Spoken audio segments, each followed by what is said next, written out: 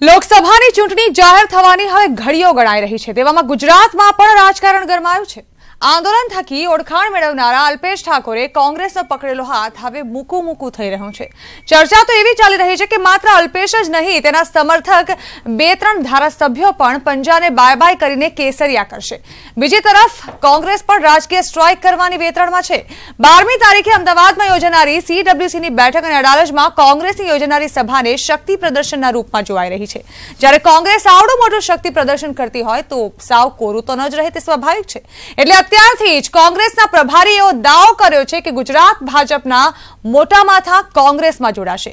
આ બધું જોતા એવું કહેવું પડે કે ચૂંટણી આવી છે અને પોતાની સાથે લાવી છે રાજકીય ખેંચતાણ।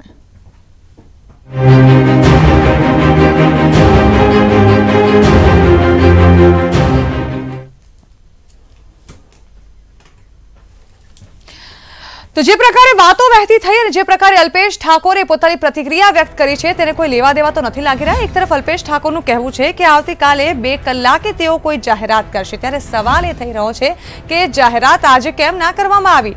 અહીં સવાલ એ પણ છે કે અલ્પેશ ખરેખર ભાજપમાં જોડાશે કે તે માત્ર એક અફવા છે। અલ્પેશે શા માટે ભાજપમાં જોડાવાની વાતનો સ્પષ્ટ ઇનકાર નથી કર્યો? શું આવતીકાલે બપોરે 2 વાગ્યા સુધીનો સમય કદાચ અલ્પેશ ઠાકોર કોંગ્રેસને તો નથી આપવા માંગતા?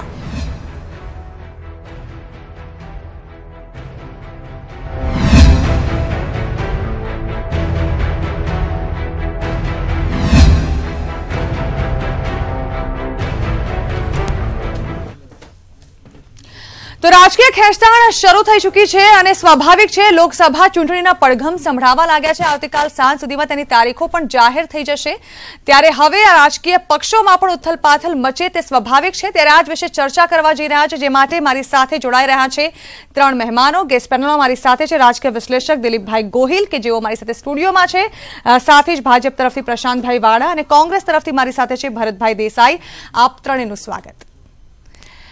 સૌથી પહેલા તો દિલીપભાઈ, એક રાજકીય વિશ્લેષક તરીકે સૌથી પહેલો સવાલ તમારો આપને જ રહેશે। આખરે આ ઉથલપાથલને આપ કઈ રીતે જોઈ રહ્યા છો? ક્યાંક કોઈ કહી રહ્યું છે કે ના ભાજપમાં નથી જોડાવાના, ક્યાંક કોઈ કહી રહ્યું છે કે ના હું કોંગ્રેસનો હાથ નહીં છોડું, ક્યાંક કોઈ કહી રહ્યું છે કે હા હું કોંગ્રેસમાં જોડાવા જઈ રહ્યો છું। એક પણ વાતચીત છે નવી નથી, આપણે વારંવાર આ વાત સાંભળી ચૂક્યા છે કોણ ક્યાં જવાનું છે। એટલે હવે મને લાગે છે સત્તાવાર એ લોકો જાહેરાત કરે એ પછી જ વધારે પેલા કહેવાય। આમ બહુ નવાઈ લાગે એવું નથી, ચૂંટણી હોય કે ન હોય વચ્ચેના સમય દરમિયાન પણ આવન જાવન ચાલતી હોય છે, પણ એવું લાગે છે કે ગુજરાતમાં કંઈક થોડીક વધારે ચાલે છે, સરેરાશ કરતા કંઈક વધારે આવન જાવન થઈ રહી હોય એવું લાગે છે। અને રાજ્યસભાની ચૂંટણી હતી એ વખતે આપણે જોયું હતું, એક સાથે 14ને તોડવાની કોશિશ કરી હતી અને 1 ડઝન સુધીના કોંગ્રેસના ધારાસભ્યોને તોડી શકવામાં બીજેપી સફળ પણ રહ્યું હતું। એટલે થોડીક વધારે ખેંચતાણ લાગે છે। પણ હવે દાખલા તરીકે અલ્પેશના કિસ્સામાં મને એવું લાગે છે કે જ્યારે પરિસ્થિતિ આપણે એર સ્ટ્રાઇક કરીએ પહેલાની પરિસ્થિતિમાં એમણે આવવાની કોશિશ કરી ત્યારે મને છે એમણે બાર્ગેનિંગ કર્યું હશે પ્રધાન પદ માટે, પણ હવે આજની પરિસ્થિતિ મને એવું લાગે છે કે પ્રધાન પદ માગ્યા સિવાય જવા માટેની એમણે તૈયારી કરી હશે, કારણ કે હવેની પરિસ્થિતિમાં ભાજપે કોઈને કંઈ આપવાની જરૂર રહી નથી અને બીજું બધાને એ રીતે પ્રધાન પદ આપ્યા કરે જે રીતે કુંવરજીભાઈને આપ્યું હતું, તો પછી ભવિષ્યમાં બીજાને લાવવાની મુશ્કેલી થાય। એટલે મને લાગે છે કે અને કોંગ્રેસે બી વિચારી લીધું હતું કે પોતાની સાથે રહેવાના નથી અલ્પેશ ઠાકોર, તો હવે એને જવા દેવા। એટલે ઘણીવાર તો કોંગ્રેસને કહું છું કે આ છેલ્લી ઘડી સુધી રાહ શું કામ ન? બીજેપીને તો સમજાય કે એમના પક્ષમાં કોઈ આવતું હોય અને એમને ફાયદો થતો હોય તો લઈ લે। કોંગ્રેસને ખબર છે કે અમારા નેતા જવાના છે, અમને નુકસાન કરીને જશે, અમારી આબરૂના ધજાગરા ઉઠે, તો તમે કાઢી કેમ નથી મૂકતા? મને આજ સુધી ક્યારે ન સમજાયું કે જે નેતા જતા રહેવાના છે એને કોંગ્રેસ કાઢી મૂકે ને કહી તો શકે કે આમ કાઢી મૂક્યા પક્ષમાંથી જે નહોતા એને, પણ એ નથી થતું। અને મને લાગે છે અલ્પેશના કિસ્સામાં એવું થશે, કાલે 2 વાગ્યા સુધી કોંગ્રેસ રાહ જોશે અને પછી કહેશે કે જતા રહ્યા, તો કાઢી મૂકો ને તમારા નેતા જવાના જ છે। તો એટલે એ સવાલ કાલે 2 વાગે આપણને ખબર પડશે કે જવાના છે કે નથી, અને જવાના છે એવી ખબર પડશે કોંગ્રેસ એમને કાઢી મૂકવાના છે કે નથી। ભરતભાઈ મન મુસ્કાઈ રહ્યા છે, ભરતભાઈ જલ્દી જવાબ લઈ લે। દિલીપભાઈ ખૂબ બધી વાતો કરી, પરંતુ દિલીપભાઈ જનાદેશ જ્યારે કોઈને મળ્યો હોય ત્યારે કાઢી મૂકવાનો કે એને હોલ્ડ કરવાનો કે એવો કોઈ પ્રશ્ન હોતો નથી ને। આપે કહ્યું એમ ભાજપવાળા યેન કેન પ્રકારે જ્યારે ચૂંટણી આવતી હોય ત્યારે એમને ખરીદ વેચાણ સંઘ છે એક્ટિવેટ થતો હોય છે, આપણે ભૂતકાળમાં જોયેલું છે। અત્યારે કારણ કે એમની પાસે આખા ભારતની અંદર કોઈ મુદ્દો નથી, દરેક નીતિ વિષયક નિર્ણયોમાં ફેલ ગયા છે, ત્યારે એમની પાસે નેતાગીરીનો ભાવ છે, એમની રાષ્ટ્રીય નેતાગીરી જે આખી પાર્ટી 2 માણસો ચલાવી રહ્યા છે એ 2 માણસોનો અવિશ્વાસ। એટલે ભારતમાં ગઈકાલે પણ આપણે ઉત્તર પ્રદેશમાં જોયું કે કઈ રીતે સંસદે ધારાસભ્યને મારે, એમના જ હતા, અમારા તો કોઈ હતા નહીં। એટલે આખી પાર્ટીની અંદર એક એવો માહોલ અત્યારે ઉભો થયો છે કે અમારી પાસે તો કશું છે જ નહીં, બે રાષ્ટ્રીય નેતાઓ છે જ આખી પાર્ટી ચલાવે છે અને એમના મિસકોલિયા જેટલા મેમ્બરો એટલે એમને મુબારક. ભરતભાઈ, એટલે કોંગ્રેસ ફેક્ટરી છે, ભાજપને નેતાઓ તૈયાર કરી આપવાના. કોંગ્રેસ એક લોકશાહીને વરેલી પાર્ટી છે. અલ્પેશભાઈએ દારૂબંધીનું ને બધા જ્યારે પણ આંદોલનો કર્યા ત્યારે કોંગ્રેસે મોટા મને બે ખુલ્લા હાથે રાહુલજીની હાજરીમાં એમનું આગમન થયું હતું ગાંધીનગરની અંદર અને ત્યારથી આજ સુધી કોંગ્રેસે અલ્પેશભાઈને ઘણું બધું આપ્યું છે. રાધનપુરથી ટિકિટ આપી ધારાસભ્ય બનાવી, લોકસભાની લગભગ દરેક કમિટીમાં અલ્પેશભાઈનો એક બહોળો એમનો પ્રભાવ રહ્યો છે અને એક બહોળો એમને જવાબદારી આપવામાં આવેલી છે. એટલે અત્યારે હું તમે કઈ કહીએ વાતોનો કોઈ મતલબ નથી. એ અમારા ચૂંટાયેલા પ્રતિનિધિ છે અને એમના ઠાકોર સમાજનું એમનું ખૂબ સારું વર્ચસ્વ છે, એમનું ઉત્તર ગુજરાતનું એક બહુ સારું વ્યક્તિત્વ છે.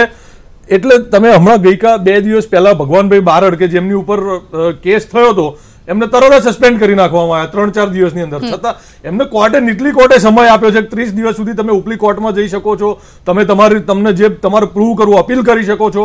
તો ભૂતકાળમાં એમના કોઈ મંત્રીને તો આવું સસ્પેન્ડ કર્યા હોય કે એમના કોઈ ધારાસભ્યને સસ્પેન્ડ કર્યા હોય એવો તો કોઈ દાખલો નથી કે એમને સજા થઈને તરત જ સસ્પેન્ડ કરી નાખ્યા.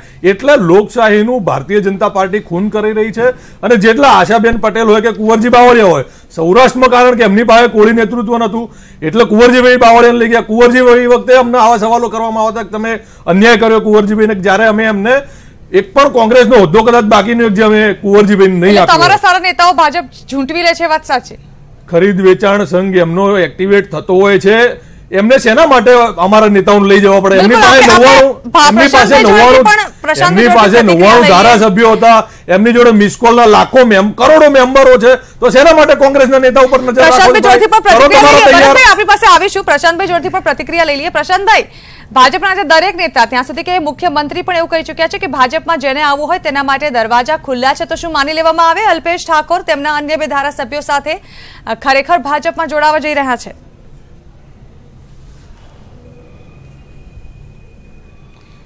અલ્પેશ ઠાકોર અને એના સાથી ધારાસભ્યો ભારતીય જનતા પાર્ટીમાં જોડાવાના છે કે નથી જોડાવાના એ તો અલ્પેશ ઠાકોર અને એના સાથી ધારાસભ્યોને જ ખ્યાલ હોય અને એમને પૂછીએ તો જ ખ્યાલ આવે. અમને તો મીડિયાના માધ્યમથી જુદા જુદા અહેવાલો આવે છે અને મીડિયાના માધ્યમથી જે માહિતી મળે છે એ આધારે આપણે જોઈ રહ્યા છીએ. પરંતુ હમણાં જે ભરતભાઈ કોંગ્રેસના મિત્ર જે વાત કરતા હતા કે ભાઈ ખરીદ વેચાણ સંઘ, અરે ભાઈ પેલા તમારે તમારું જોવું જોઈએ કે શા માટે કોંગ્રેસના વરિષ્ઠ નેતાઓ, કોંગ્રેસના આગેવાનો, કોંગ્રેસના ધારાસભ્યો, પૂર્વ સંસદ સભ્યો આ બધા કોંગ્રેસ છોડીને શા માટે જાય છે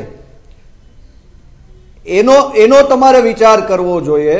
કે વાસ્તવિકતા એવી છે કે કોંગ્રેસમાં અત્યારે આંતરિક કલહ એ ચરમસીમા ઉપર છે. કોંગ્રેસના પૂર્વ પ્રમુખો, કોંગ્રેસના આંતરિક કલહ કાલે જોયો ઉત્તર પ્રદેશમાં નેતા, એ સિવાયના તમામ આગેવાનો એ બધા અને બેઠા છે. એટલે વાસ્તવિકતામાં કોંગ્રેસમાં માત્ર સત્તાની સાઠમારી છે, હોદ્દા માટેની લડાઈ કોંગ્રેસમાં ચાલે છે. એટલે એમાં ક્યાંય પ્રજાહિતની કે દેશહિતની ક્યાંય વાત જ નથી. જ્યારે ભારતીય જનતા પાર્ટી એ રાષ્ટ્રવાદને વરેલી પાર્ટી છે. લોકસેવા અને સેવા ભાવનાની સાથે દેશ સેવા માટે અને જનસેવા માટે જે લોકો જોડાવા માંગતા હોય આ ભાવનાથી, આ વિચારોથી, એને અમે સૌને આવકારીએ છીએ. કારણ કે ભાજપ બધાને આવકારે છે. ભારતીય જનતા પાર્ટી પાસે સક્ષમ નેતૃત્વ છે. પ્રશાંતભાઈ, જો સક્ષમ નેતૃત્વ છે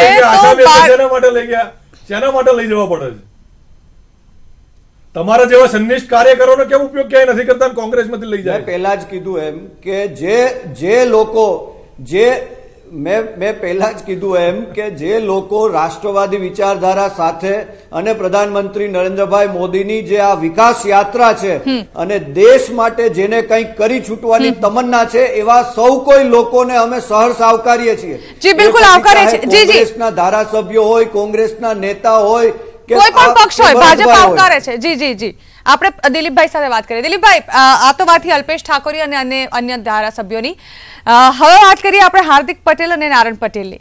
હવે એ પણ વાતો સામે આવી રહી છે કે હાર્દિક પટેલ પણ જામનગર કે પછી મહેસાણામાંથી લોકસભાની ટિકિટ જે છે તે કોંગ્રેસ તરફથી લઈ શકે છે. નારણ પટેલ પણ કેટલાય સમયથી ભાજપથી નારાજ ચાલી રહ્યા છે અને હવે એમની છુપી નારાજગી આશા પટેલે ભાજપમાં લીધા બાદ સીધી સામે આવી રહી છે. ત્યારે આ 2 નેતાઓ પણ કોંગ્રેસ છોડીને ભાજપમાં જોડાય તેવી માફ કરશો, કોંગ્રેસમાં જોડાય તેવી શક્યતાઓ જોવામાં આવી રહી છે, ત્યારે આપને શું લાગી રહ્યું છે?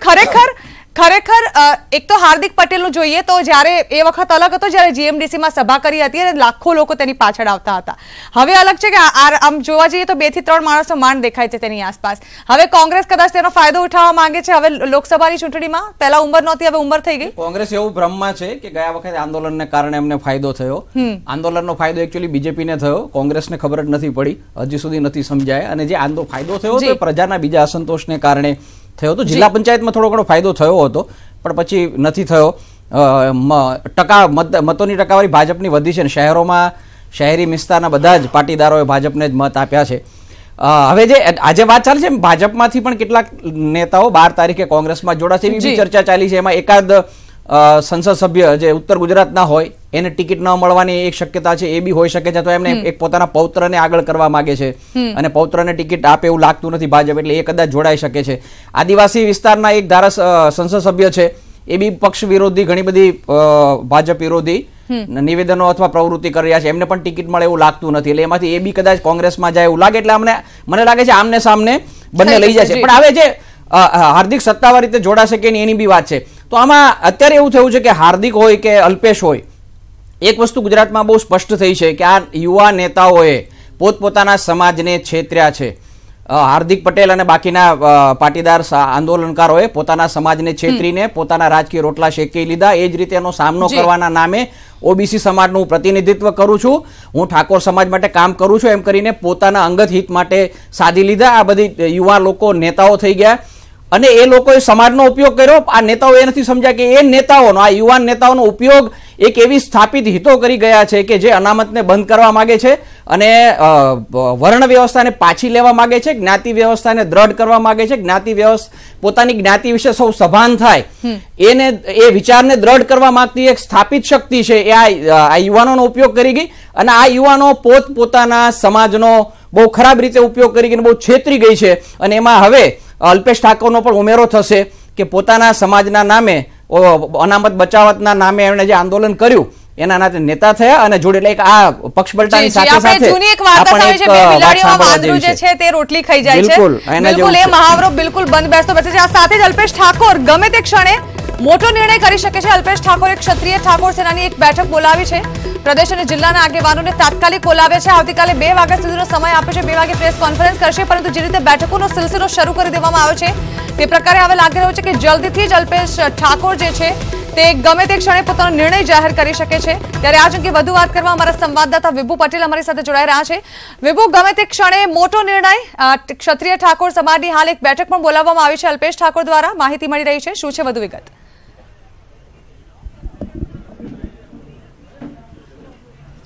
જી જણા, આજે જે વહેતી થઈ છે વાતો કે અલ્પેશ ઠાકોર છે એ બીજેપીમાં જોડાવાના છે, જેને લઈને પણ અલ્પેશ ઠાકોરે નિવેદન આપી દીધું છે. ત્યારબાદ અલ્પેશ ઠાકોરે તેમની ઠાકોર સેનાની છે તાત્કાલિક ધોરણે મિટિંગ બોલાવવામાં આવી છે. બંધ બારણે અત્યારે મિટિંગ ચાલી રહી છે. આપને દ્રશ્યો બતાવવા માંગીશ કે અત્યારે જે પ્રદેશના હોદ્દેદારો છે તે અહીં આવી પહોંચ્યા છે. તે રાણીપમાં જેમની ઓફિસ છે અને ઓફિસ ખાતે તેઓ આવી રહ્યા છે. પરંતુ અલ્પેશ ઠાકોર અને જિલ્લાના હોદ્દેદારો, પ્રદેશના હોદ્દેદારો છે તે બંધ બારણે અત્યારે અંદર મિટિંગ ચાલે છે. ખાસ કરીને તેના સમર્થકો છે તે પણ મોટી સંખ્યામાં અહીં અલ્પેશ ઠાકોરને મળવા આવી પહોંચ્યા છે. ત્યારે આપ જોઈ શકો છો કે અહીં પણ મોટી સંખ્યામાં ધીમે ધીમે હવે જેમ સમય જતો જાય છે તેમ ઠાકોર સેનાના જે લોકો છે, અલ્પેશ ઠાકોરના જે સમર્થકો છે તે અહીં રાણીપ ખાતે આવી પહોંચ્યા છે, તેમની ઓફિસ ખાતે આવી પહોંચ્યા છે.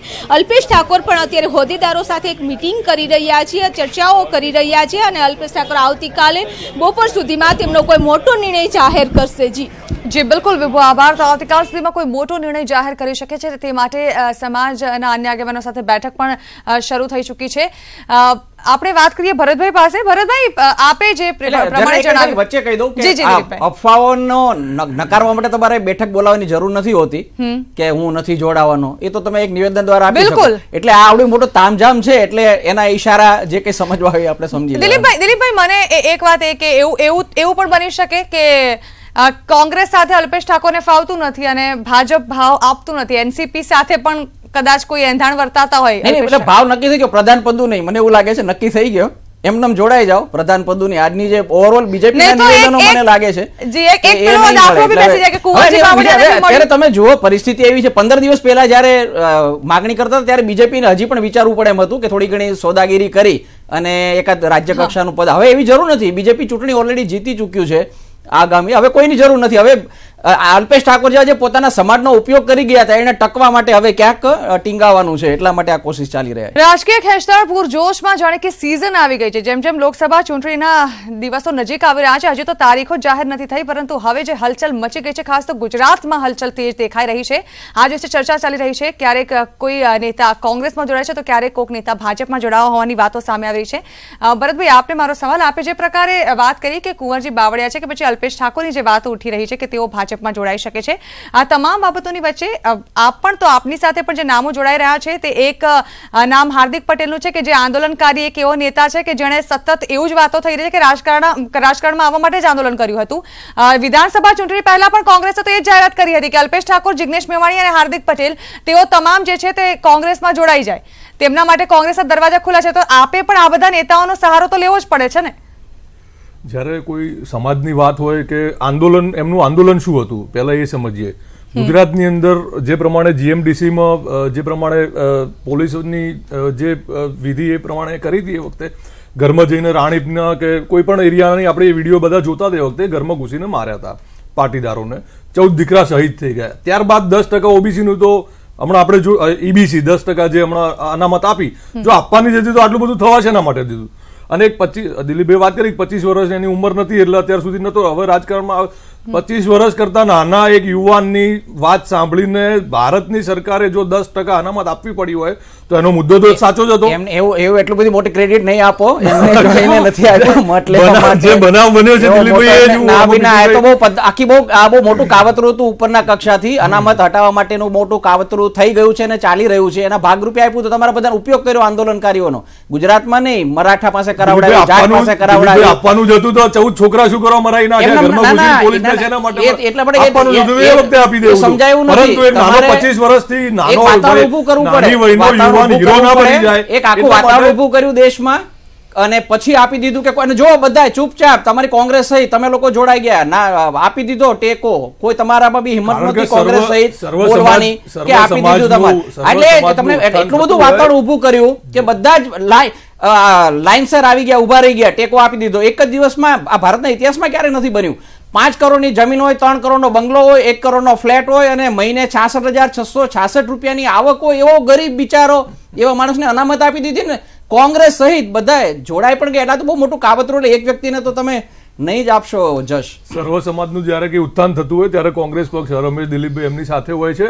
અને હાર્દિકની વાત કરીએ તો આ યશ એને આપવો જ રહ્યો કે એના આંદોલનથી ગુજરાતથી જે ચાલુ થયું હતું ત્યારબાદ ભારત સરકારે પણ વોટ બેંકની રાજનીતિ કરી કે જે પણ કર્યું હોય. ભારત સરકારે કરી, રાજ્ય સરકારે કરી કે પછી કોંગ્રેસે કરી? ભરતભાઈ, ત્રણેય નેતાઓને તો કોંગ્રેસે ઇન્વાઇટ કર્યા હતા પોતાના પક્ષમાં જોડાવા માટે. અનામતની જે વાત છે એ જ વાત હાર્દિક ગુજરાતમાં કરતો હતો, તે ભારત સરકારે પછી પાછળથી આપવી પડી. ગુર્જરોએ પણ કરી જ છે ને, ગુર્જરોએ કરી છે, મરાઠાએ કરી. દિલીપભાઈ, ખાલી હાર્દિક પટેલે કરી છે નજીક. આ વસ્તુ 5 વર્ષ પહેલા કેમ ના કરી? કેમ ઇલેક્શન આવ્યું ત્યારે જ કરી? 3 વર્ષ તો અહીંયા આંદોલન ચાલુ, તો એ વખતે જ કરી નાખવી હતી. ત્યારે સરકાર તો ઉપર ભારતીય જનતા પાર્ટીની જ હતી. શેના માટે તમે ઇલેક્શન વખતે જ કરો છો? કારણ કે આ વોટ બેંકની રાજનીતિ છે. બધા સમજે છે, ભારતીયો બધા હોશિયાર છે, બધા જ સમજે છે. અને સમાજનું ઉત્થાન થતું હોય તો માફ કરશો, મને કદાચ વર્ષ બરાબર યાદ નથી ભરતભાઈ, પણ અફઝલ ગુરુને ફાંસી પણ લોકસભાની ચૂંટણી પહેલા જ અપાવી હતી કોંગ્રેસ સરકારે. પીડીપી જેવી પાર્ટી જોડે જયારે કાશ્મીરમાં એમણે ગઠબંધન કર્યું હતું, એ પીડીપી શું કહેતી હતી? ગઠબંધન તો તોડી નાખ્યું ને. તોડી નાખ્યું તે ઘણો, એટલે લગભગ અડધી વિધાનસભા તેમણે જોડે રહીને એન્જોય કર્યું છે. ત્યાં પથ્થરવા જે અત્યારે આજે હમલા થઈ રહ્યા છે સેના, ત્યાં બેરોજગારીનું પ્રમાણ એટલું બધું વધી ગયું છે જમ્મુ કાશ્મીરની અંદર કે અત્યારે 5-25 હજાર રૂપિયા માટે પણ ત્યાંના યુવાનો જે આપો એ કરવા માટે તૈયાર છે.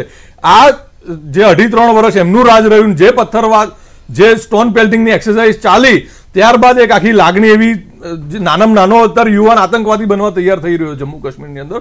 મારે એ બધામાં નથી પડવું. અત્યારે આપણે ગુજરાતની ચર્ચા કરીએ છીએ.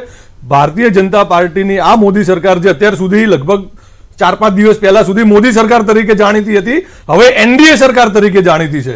અડધી સીટો આપવા માંડ્યા રાજ્યમાં. જ્યાં 22 સીટો જીત્યા ત્યાં 17 તો આપી દીધી ગઠબંધનમાં. કારણ કે એમને ખબર છે કે હારે છે. પુલવામા પછી દિલીપભાઈએ વાત કરી કે જે પણ અત્યારે સુધારો અને એમના હોર્ડિંગ ભરતભાઈ માફ કરજો પણ સારા જાહેર છે જ્યાં સૌથી મોટો પક્ષ કોંગ્રેસ છે, દરેક રાજ્યમાં કોંગ્રેસે ગઠબંધનનો સહારો લઈ ચૂંટણી જીતવી પડે છે. ઉત્તર પ્રદેશમાં ના પાડી છે, ગુજરાતમાં કોંગ્રેસ એકલા હાથે લડે છે, રાજસ્થાન મહારાષ્ટ્રમાં એનસીપી જોડે છે, અમારું જે એ તો જૂનું ગઠબંધન છે. રાજસ્થાન, છત્તીસગઢ, ઉત્તર પ્રદેશમાં અમે મોટા મોટું રાજ્ય છતાં અમે ત્યાં કોઈ ગઠબંધન અત્યારે કર્યું નથી. દિલ્હીમાં ના પાડતી હતી. અમે મોરાલિટી વાળા માણસો છીએ અને અમારા લોકશાહીની પદ્ધતિથી અમારા ઇલેક્શનો અમે સત્તાને કેન્દ્ર સ્થાને નથી રાખી, અમે સેવાને કેન્દ્ર સ્થાને રાખી છે. જે પણ પરિસ્થિતિ અત્યારે છે સુધરશે, આજે નહીં તો કાલે પરિસ્થિતિ સુધરશે. ભારતની જનતા જ સુધારશે. અમે સત્તા માટે નથી આવ્યા. અમે કોઈના એમએલએ ઇલેક્શન પહેલા ખરીદ વેચાણ સંઘ અમારો એક્ટિવેટ ક્યારેય થતો નથી. ભારતીય જનતા પાર્ટીને મુબારક, એ કરી શકે છે. જી બિલકુલ. આપણે ચલો કોંગ્રેસની પ્રતિક્રિયા તો લઈ લઈએ, ભાજપ પાસે પણ જઈએ. પ્રશાંતભાઈ, 26 બેઠકો આપની પાસે છે. ગુજરાત એટલે કે ભાજપનો ગઢ ગણાય, ત્યાં પણ તમારે કોંગ્રેસના નેતાઓ લેવા પડે ચૂંટણી લડવા પહેલા?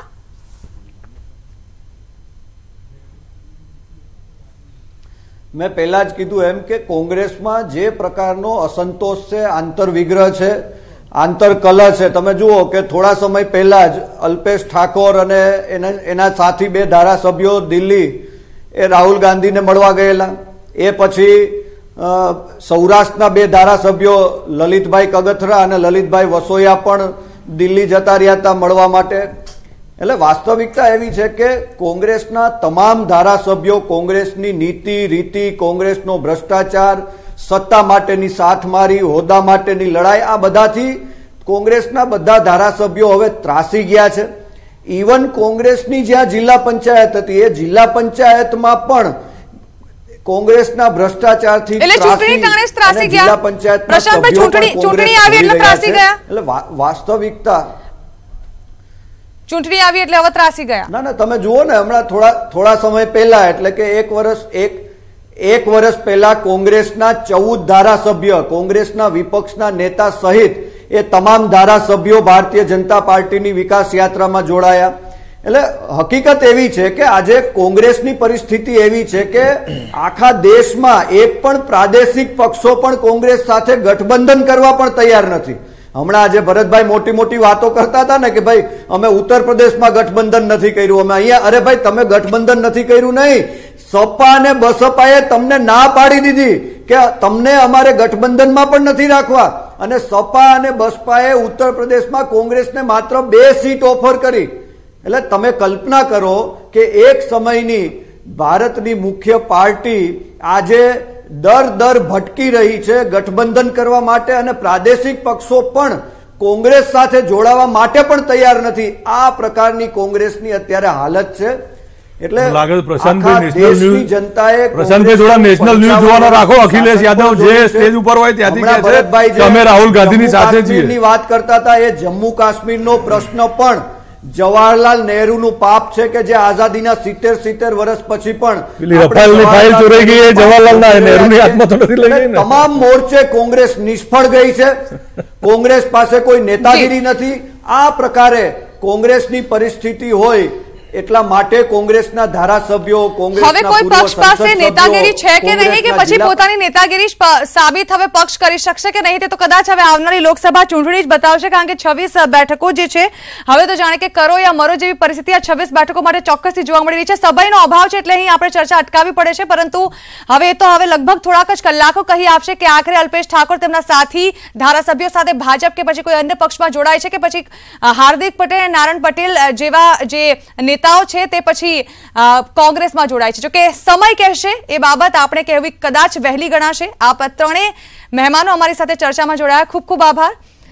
તો લોકસભા ચૂંટણીના પડઘમ વાગી રહ્યા છે અને આ પડઘમ સમયે જ સત્તામાં ઉથલપાથલ અને સાથે જ પક્ષોમાં પણ ઉથલપાથલ જોવા મળી રહી છે. સમય કહેશે કે આખરે કયો પક્ષ કયા નેતાથી બની રહ્યો છે મજબૂત. નમસ્કાર.